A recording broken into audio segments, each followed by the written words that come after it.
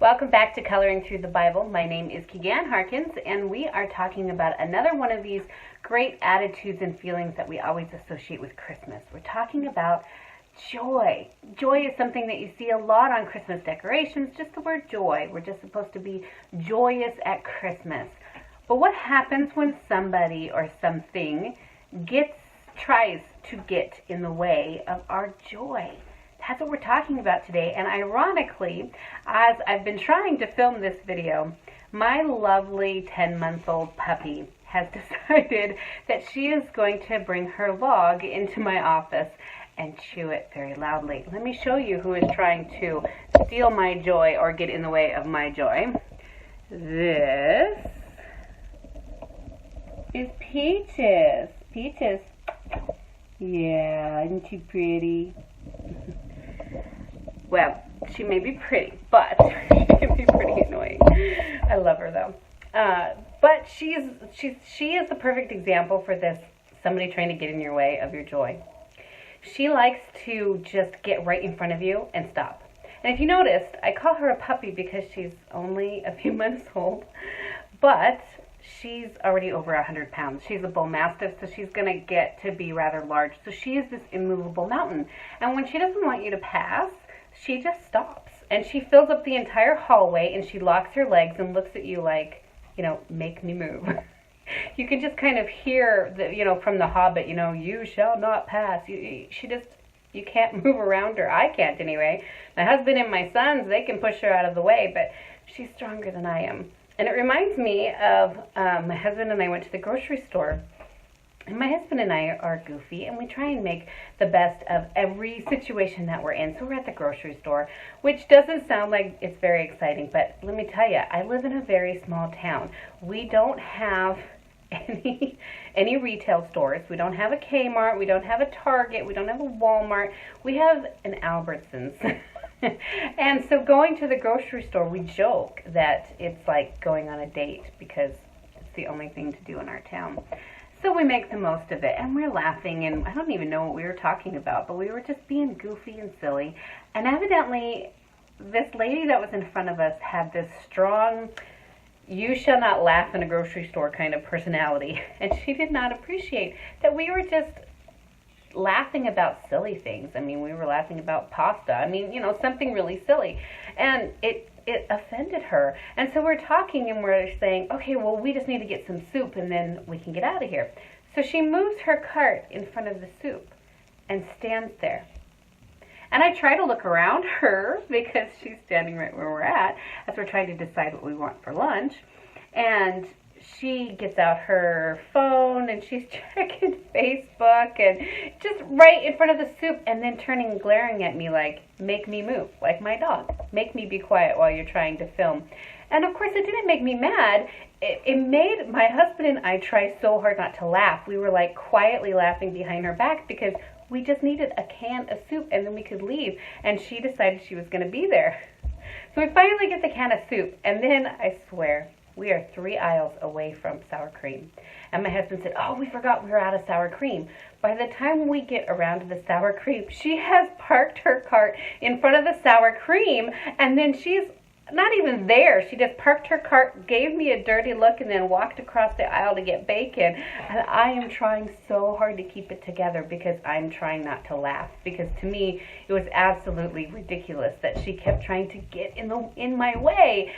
But it really bothered her that my husband and I were being joyful in a grocery store, which is a silly thing. But as we are experiencing Christmas and just our lives in general, God calls us to be a joyful people. And that joy is going to irritate some people. Not everybody has it, unfortunately. Not everybody has God's love living in them, giving them joy when life doesn't seem to be joyful. And so they're going to resent that joy. And this reminds me of the story of David in 2 Samuel, where the Ark of the Covenant, which was such a huge, important thing for the Israelites, it was where God resided. And when it was the symbol of their faith, it was a symbol of God dwelling with the nation of Israel, it had been stolen. And it was finally being returned. And David was so excited. He and his entire household, and it says all of Israel came to walk the the Ark of the Covenant back home, and they were rejoicing this entire time. So I want to pick up, because not everybody enjoyed or appreciated David's joy in the Lord. And so I want to pick this up for you guys. It's 2 Samuel chapter 6. And if we pick it up at verse 16. Well, actually, let's do verse 15. While he and the entire house of Israel brought up the ark of the Lord with shouts and with sounds of trumpets. There was a party. And as the ark of the Lord was entering the city of David, Michal, daughter of Saul, and remember this is David's first wife, she watched from a window. And when she saw King David, her husband, leaping and dancing before the Lord, she despised him in her heart. She didn't like that he had joy. She didn't approve of the way he was expressing his joy in the Lord. Now let's skip down to verse 20. When David returned home to bless his household. I love that's how it starts. He returned home to bless his household. He is not only joyful and rejoicing in God's ark finally coming back home to his people, he's coming home to bless his family. And what does he see? Michal, daughter of Saul, came out to meet him and said, "How the king of Israel has distinguished himself today, disrobing in the sight of the slave girls and his servants, as any vulgar fellow would." Now, he wasn't like stripping down naked. When I first heard this story, I thought, oh, he was really getting free. I mean, he disrobed. He got nude and he was dancing around naked. But it just meant that he took off that kingly garment. It said he was wearing a linen ephod. So he was just wearing the basics.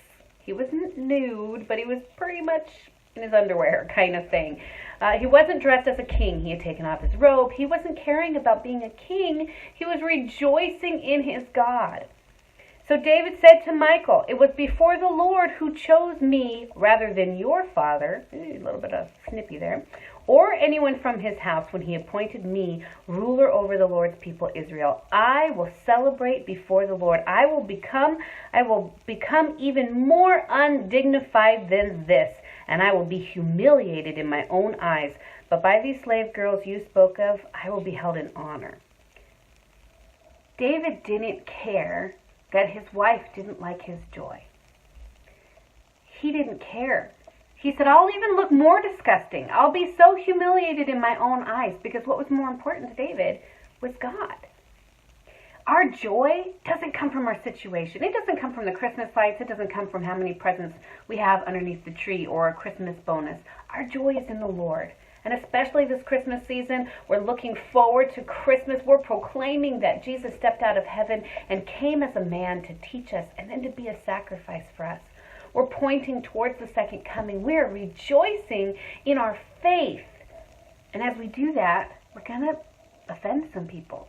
People are going to look at us and go, "Boy, you're acting like an idiot." You know what? It's okay. Just like David said, "I will become even more humiliated, even more disgusting in your eyes," if that's what you think this is. We can't allow people to steal our joy, because our joy is who we are. You know, in my life, as I've gone through different things that have been hard and trials and things like that, there's a song that I learned when I was in high school, and it was, "The joy of the Lord is my strength. The joy of the Lord is my strength." And it just keeps going over and over and over. And it's just a very simple song.